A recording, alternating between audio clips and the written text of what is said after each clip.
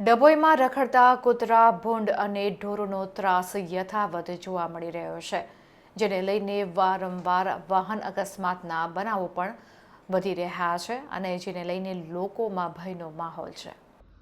ડભોઈ નગરમાં રખડતા કૂતરા, ભૂંડ અને ઢોરનો ત્રાસ હવે ચિંતાજનક સ્તરે પહોંચી ગયો છે. નવી નગરી, મહેતા પાર્ક, મહુડી ભાગોળ, વસઈ વાલાજીન અને સુંદરકુવા જેવા વિસ્તારોમાં રખડતા કૂતરાઓએ આતંક મચાવ્યો છે. માત્ર 3 જ દિવસના સમયગાળામાં 20થી વધુ લોકોને કૂતરા કરડવાને કારણે સામાન્યથી લઈને ગંભીર રીતે તેઓ ઇજાગ્રસ્ત થયા હોવાના અહેવાલ પ્રાપ્ત થયા છે, જેને પગલે સમગ્ર નગરમાં ભયનો માહોલ ફેલાયેલો છે. કૂતરાઓના કરડવાથી થતી ઇજાઓ ઉપરાંત ભૂંડના ઝુંડ અને રખડતા ઢોરોને કારણે વાહન ચાલકો જીવલેણ અકસ્માતનો ભોગ બની રહ્યા છે. રાત્રિના સમય કે વહેલી સવારે આ સમસ્યા વધુ વકરી જાય છે.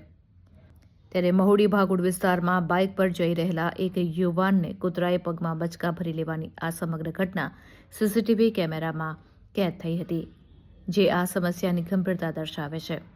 3 માસ અગાઉ ડભોઈ પાલિકાના અધિકારીઓએ રખડતા ઢોરો અને કૂતરા પકડવાની કામગીરી અવિરતપણે ચાલુ રહેશે તેવું નિવેદન પણ આપ્યું હતું, પરંતુ એકવાર કામગીરી કર્યા બાદ બધું ઠારે પડી ગયું છે.